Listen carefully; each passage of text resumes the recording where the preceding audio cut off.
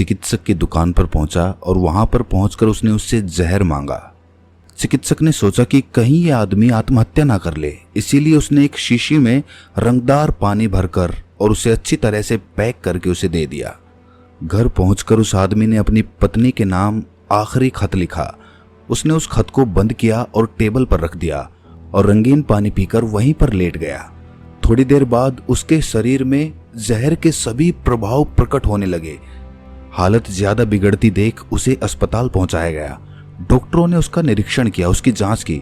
उन्होंने बताया कि इसने तो जहर पिया ही नहीं है, क्योंकि इसके पेट में जहर के कोई चिन्ह मौजूद नहीं है, परंतु जहर से जो लक्षण या पीड़ा शरीर में पैदा होती है वो सभी स्पष्ट दिखाई दे रहे थे। उसे ठीक होने में 1 सप्ताह लग गया। यदि उसे फौरन अस्पताल ना पहुंचाया जाता तो शायद उसकी मृत्यु भी हो सकती थी। दोस्तों, विज्ञान ने यह सिद्ध कर दिया है कि मनुष्य की भावनाओं का उसकी शारीरिक क्रियाओं पर बहुत गहरा प्रभाव पड़ता है। इस बात के भी अनेक प्रमाण मौजूद है कि यदि कोई आदमी बीमार हो परंतु उसका मन शांत हो तो वो जल्दी अपनी बीमारी से छुटकारा पा सकता है। ऐसा रोगी जल्दी ठीक हो सकता है। परंतु इसके विपरीत यदि किसी आदमी को कोई छोटी मोटी बीमारी भी हो लेकिन उसके मन में कोई शंका, डर या फिर कोई चिंता बसी हुई हो तो ऐसे रोगी को ठीक करना बहुत मुश्किल हो जाता है। आपको ये बात कभी नहीं भूलनी चाहिए कि खून की गति और हमारे शारीरिक स्वास्थ्य में सीधा संबंध होता है। यदि खून की गति में कोई गड़बड़ हो जाती है तो हम रोगी हो जाते हैं, और इसके विपरीत यदि वो ठीक तरह से चलती है तो हम स्वस्थ रहते हैं। आप ये तो जानते ही होंगे कि मन में जो उथल पुथल होती है वो हमारे खून के प्रवाह को भी प्रभावित करती है। मन में जो भी परिवर्तन होता है वो स्पष्ट रूप से हमारे खून के बहाव में भी परिवर्तन कर देता है।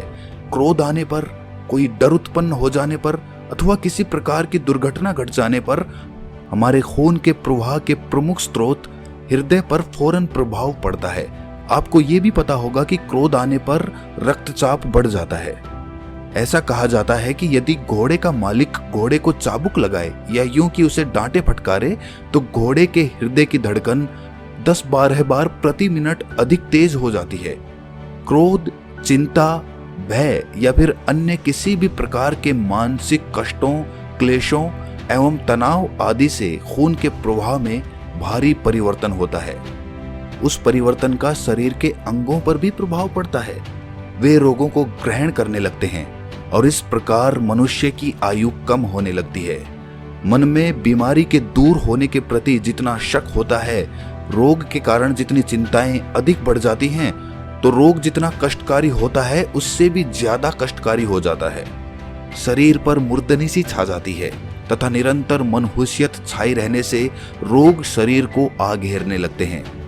आपने ये भी महसूस किया होगा कि अपमान या अन्याय होते ही आपका मन मस्तिष्क तुरंत विद्रोह कर उठता है तथा उसमें एक विस्फोट सा हो जाता है। इससे ये सिद्ध होता है कि भावनाओं का हमारे शरीर के सेल्स से बड़ा गहरा संबंध होता है। डर का भी मानव शरीर के विभिन्न अंगों जैसे गुर्दे, हृदय और पाचन अंगों पर तुरंत ही प्रभाव पड़ता है, और कभी कभी तो ये प्रभाव बड़ा घातक भी सिद्ध होता है। वास्तव में कोई विरला इंसान ही ऐसा होगा जो भय रहित होकर, डर से मुक्त होकर जीवन का पूर्ण आनंद प्राप्त कर सका हो। हम पूरी तरह निश्चिंत कभी हो ही नहीं पाते। आनंद का कोई क्षण जब कभी हमारी ओर आता है तो हमारे मन में बैठा हुआ डर उसे उड़ा देता है।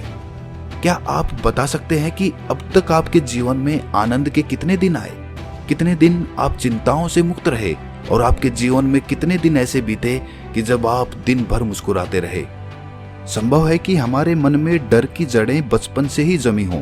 ये डर बाल्यावस्था से ही आरंभ हुआ हो, क्योंकि प्राय सभी देशों में बूढ़ी आया या दादी नानी बच्चों को ऐसी कहानियां सुनाया करती हैं जिनसे बच्चों के कोमल मन पर डर की एक छाया सी पड़ जाती है।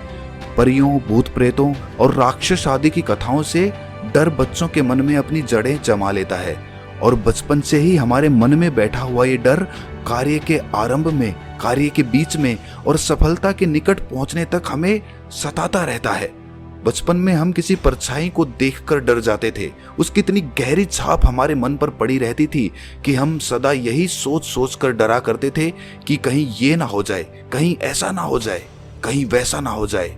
अब क्या होगा?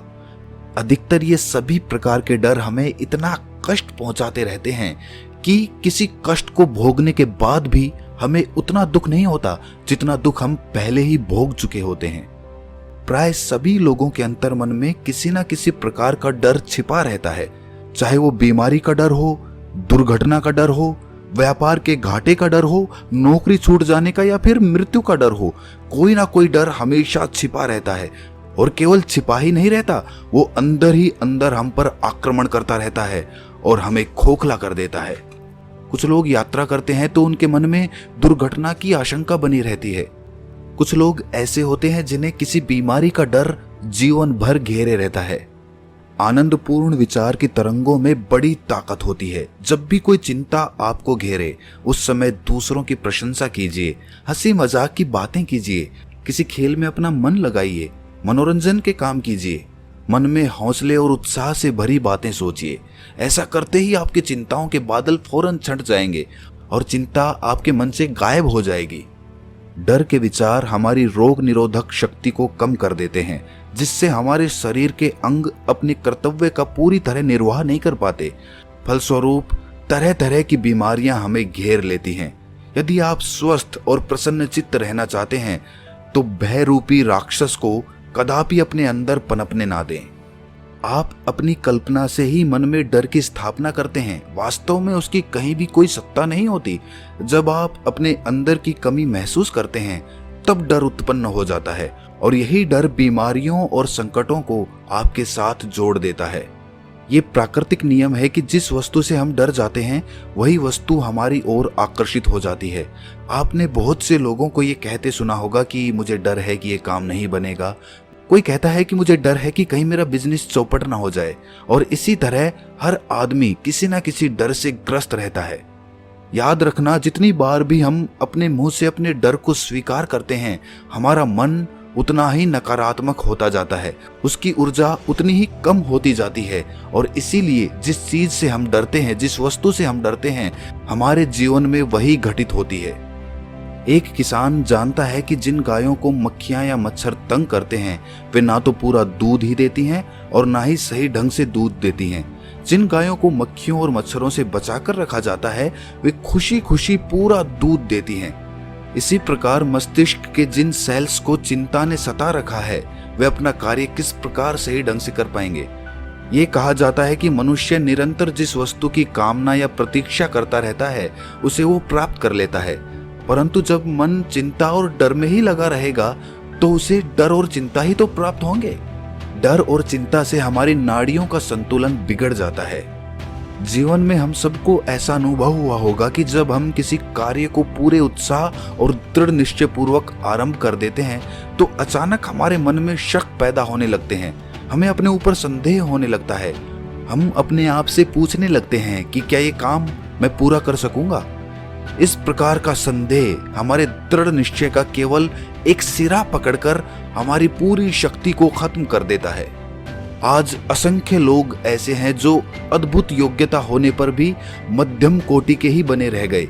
उन्हें केवल उनके शक ने ही पंगु बना दिया। यदि वो संशय या संदेह उनमें ना होता तो वे भारी सफलता भी प्राप्त करते और महान आदमी भी कहलाते। इसमें कोई संदेह नहीं, परंतु दुख यही है कि उनमें ये विश्वास ही नहीं जम पाया कि उनमें योग्यता है। संदेह या संशय पर विजय तभी पाई जा सकती है जब पूरे संकल्प के साथ ये विश्वास जमा लिया जाए कि मैं ये कार्य कर सकता हूँ, मैं जो कार्य करना चाहता हूँ उसे पूरा करने की शक्ति मुझ में है, मैं उसे कर सकता हूँ और ये कार्य मेरे करने योग्य है। विश्वास राजा है, वो निश्चय पूर्वक जो कुछ कहेगा उसे पूरा करना ही होगा। विश्वास से ही असंभव कार्य भी संभव हो जाते हैं और उन्हें पूर्ण करने में विशेष कठिनाई भी नहीं आती। संदेह या संशय घातक होते हैं, ये हमारे प्रयत्नों की हत्या कर देते हैं। संशय उत्पन्न होते ही हमारे प्रयत्नों पर रोक लग जाती है। जब आप किसी कार्य के संबंध में उसके सब पहलुओं पर विचार करके ये निश्चय कर लेते हैं कि आपको क्या करना है और आप अपना मार्ग भी निर्धारित कर लेते हैं, तब आपको चाहिए कि संशय आपके मन में प्रवेश ना कर सके, कोई भी नकारात्मक विचार आपके मन में ना आने पाए। उससे अपनी योजना को नष्ट मत होने दीजिए। किसी भी काम के लिए कोशिश शुरू करने से पहले ही सब पहलुओं पर सावधानी पूर्वक विचार कर लीजिए और एक बार मन में निश्चय कर लेने पर कि इस कार्य को किस प्रकार करना है, अपना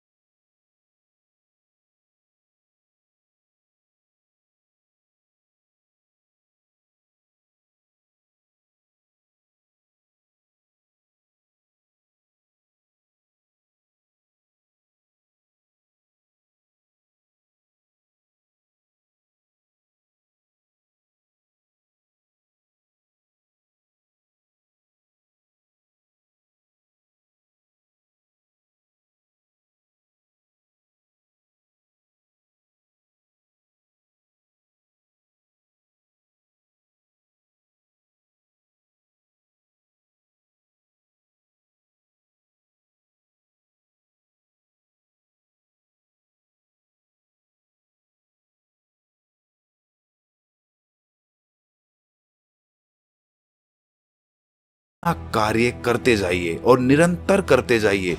जिन लोगों ने अपने मन में संशय को स्थान नहीं दिया, वे ही इतिहास में अपनी अमिट छाप छोड़ गए हैं। प्रत्येक मनुष्य के दो स्वरूप होते हैं, परंतु उसका विश्वास स्वरूप सदा ही छिपा रहता है, क्योंकि वो अपने को छोटा ही समझता रहता है। वो अपने विशाल स्वरूप की कल्पना भी नहीं कर सकता। वे नहीं जानते कि उनके अंदर एक ब्रह्मांड बसा हुआ है, लेकिन अब तक वो प्रकट नहीं हुआ। डर के कारण वो अब तक अंदर ही दबा रहा। एक नौजवान युवक ने एक बहुत बड़े विश्वविद्यालय से स्नातक की उपाधि प्राप्त की। उसके बाद वो नौकरी की खोज में निकल गया। कई महीनों तक उसे नौकरी नहीं मिली और वो निराश हो गया। उसमें स्वाभिमान कूट कूट कर भरा था। पैसे खत्म हो जाने के कारण उसे 2 दिन से खाना भी नहीं मिल पाया था और किराया ना दे पाने के कारण उसके रहने का कमरा भी छूट गया था। वो कई रातें बगीचे में सोकर बिताता रहा, बेंच पर सोता रहा, लाचारी से करवटें बदलता रहा। उसे ये अनुभव होने लगा कि उसके लिए धरती और आकाश सब उलट पलट गए हैं। उसे अपना जीवन व्यर्थ प्रतीत होने लगा। वो नौकरी के लिए जहां भी जाता, नौकरी नहीं मिलती। आखिर निराश होकर उसने नौकरी खोजना ही बंद कर दिया। उसे ऐसा प्रतीत होने लगा कि उसके भविष्य में प्रकाश की एक भी रेखा नहीं बची। उसे इस डर ने जकड़ लिया कि वो निकम्मे और बेकार लोगों की श्रेणी में धकेल दिया गया है। उसके कपड़े फटने लगे थे। अब उसकी वो दशा हो गई थी कि इस वेश में वो किसी के सामने नहीं जा सकता था और कहीं भी वो जाने की कोशिश करता तो उसे धिक्कार कर बाहर निकाल दिया जाता। बहुत कोशिश करने पर उसे एक रद्दी होटल में बर्तन मांजने की नौकरी मिल गई। इससे उसकी रोटी तो जैसे तैसे चलने लगी, परंतु सोने के लिए उसे अब भी बाग में ही सोना पड़ता था। एक रात इसी दुर्दशा में वो बेंच पर लेटा हुआ था कि अचानक उसे एक नई दृष्टि प्राप्त हुई। उसे आकाश में मोटे मोटे आग जैसे लाल अक्षरों में दिखाई दिया, अपने पर विश्वास रखो। उस रात वो सो नहीं सका। बेचैनी से सवेरा होने की प्रतीक्षा करने लगा। सवेरा होते ही उसने अपने मन में ये बात फिर से दोहराई, अपने पर विश्वास रखो। वो उठा और नदी पर गया। वहां जाकर उसने अपने हाथ मुंह धोए, खूब अच्छी तरह दाढ़ी साफ की। अब वो किसी ऑफिस में इंटरव्यू देने के लिए जाता तो लोग उसकी इज्जत करने लगे थे। उसके कपड़े ज्यादा अच्छे नहीं थे, परंतु उसके मुख पर आत्मविश्वास की झलक दिखाई दे रही थी। आशा की एक किरण दिखाई दे रही थी। अब वो चोर नहीं समझा जाता था। वो जो कुछ बोलता उसमें आत्मविश्वास टपकता रहता था और एक दिन उसे बहुत अच्छी नौकरी प्राप्त हुई। दोस्तों, डर हमारे मन को कमजोर कर देता है, हमारे दिमाग का, हमारे मन का संतुलन बिगाड़ देता है और आत्मविश्वास कुछ ना होते हुए भी राजा की तरह जिंदगी जीना हम में एक अद्भुत शक्ति पैदा करता है, जिस शक्ति का इस्तेमाल करके हम दुनिया में कुछ भी हासिल कर सकते हैं। लगे रहिए, आत्मविश्वास रखिए अपने ऊपर और अपने मन में किसी भी डर के लिए, किसी भी संशय के लिए कोई जगह खाली मत छोड़िए। तो मानव शरीर मिलना अपने आप में एक दुख होता है और बीमारियों के बारे में सोच सोचकर हम इस दुख को और ज्यादा बढ़ा लेते हैं। हम सबको पता होता है कि जीवन की अलग अलग अवस्थाएं होती हैं। बचपन, जवानी, बुढ़ापा सब बारी बारी से आता है और ये भी पता होता है कि उम्र बढ़ने के साथ उसमें बीमारियां भी आएंगी। लेकिन इसका पता होते हुए भी हम इतने डरे डरे रहते हैं कि ये बीमारियां हमारे मनो मस्तिष्क पर अपना कब्जा जमा लेती हैं। जो लोग शारीरिक पीड़ा होने पर भी हमेशा खुश रहते हैं, ऐसे लोग दूसरों के लिए एक उदाहरण छोड़ जाते हैं। वो छोड़ जाते हैं जिंदगी जीने का तरीका। लोगों को ऐसे लोगों से सीखना चाहिए जिनके पास कुछ नहीं है, धन संपदा तो छोड़ो, उनके पास अपना शरीर भी स्वस्थ नहीं है और फिर भी वो लोग हंसी खुशी से जीते हैं। हाँ, आप सही सुन रहे हैं, मौजूद हैं ऐसे लोग, हमारे आसपास ही देखने पर मिल जाएंगे, लेकिन हम उनकी तरफ कभी ध्यान ही नहीं देते। हमें दुनिया में अपना दुख ही सबसे बड़ा दुख लगता है, लेकिन जब आप बाहर निकल कर देखेंगे तब आपको पता चलेगा कि आपसे भी ज्यादा दुखी लोग यहाँ पर मौजूद हैं और बावजूद इसके वो खुशी खुशी अपना जीवन जीते हैं। अगर सोचने से, चिंता करने से दुख दूर हो जाते तो सभी के दुख दूर हो चुके होते, क्योंकि अधिकतर लोग सिर्फ चिंता करते हैं, दुख में रहते हैं, लेकिन उनके जीवन में कुछ भी नहीं बदलता। उनका जीवन वैसे का वैसा चलता रहता है, बल्कि उससे भी ज्यादा दुखी हो जाता है। किसी ने क्या खूब कहा है, अगर मजे में जीवन जीना है तो हमेशा विपरीत परिस्थितियों में खुश रहना सीखो। जब भी कोई दुख आए, मुस्कुराओ, हंसो और अपने आप से कहो कि यही तो जीवन है, यही तो जीने का तरीका है। दुख आते हैं, उनको झेलते जाओ, मुस्कुराते हुए झेलते जाओ। झेलना शब्द भी गलत है।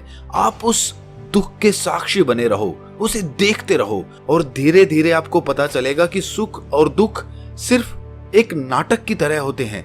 नाटक बदलता है तो सिचुएशन बदल जाती है, कभी सुख होता है तो कभी दुख होता है और हम उसमें सिर्फ अभिनय कर रहे होते हैं, अभिनेता होते हैं। लेकिन हमारी भूल यही होती है कि हम उस नाटक को ही सच्चाई मान बैठे हैं। नाटक में ही इतना घुल मिल गए हैं या फिर नाटक में ही इतना मजा आने लगा है कि वही जीवन की सच्चाई बन गया है। लेकिन वास्तविकता में ऐसा कुछ भी नहीं है, क्योंकि जिस भी चीज को आप यहाँ पर संजो के रखने की कोशिश करोगे, वही चीज जीवन के अंत में आपका साथ छोड़ देगी। तो फिर ये नाटक नहीं तो और क्या है? आप क्या संग्रह करना चाहते हैं? अपने शरीर को कितना ही बचाओगे, कितनी ही बीमारियों से उसे दूर रखोगे, वो तो एक दिन खत्म हो ही जाएगा। इस कथन का मतलब ये बिल्कुल नहीं है कि अपने ऊपर ध्यान ही मत दो, अपनी चिंता ही मत करो, अपने शरीर की देखभाल ही ना करो। वो सारी चीजें हमें करनी चाहिए, लेकिन उसके बारे में व्यर्थ में चिंता करना, हमेशा सोचते रहना, बीमारियों के बारे में नाना प्रकार की बातें अपने दिमाग में लाना, वो सब बेफिजूल होता है। हमारे जीवन के कीमती पलों को खा जाती है ये चिंता। जो समय आप हंस के आनंद में बिता सकते थे, वो समय आप चिंता में बिता देते हैं। अगर आप अपनी जीवन शैली के 24 घंटे देखें तो आपको पता चलेगा कि आप कितना समय चिंता में बिता देते हैं। शायद आप खुशी और आनंद से भरपूर आधा घंटा भी नहीं अपने साथ बिताते होंगे। मिलते हैं किसी अगली कहानी में।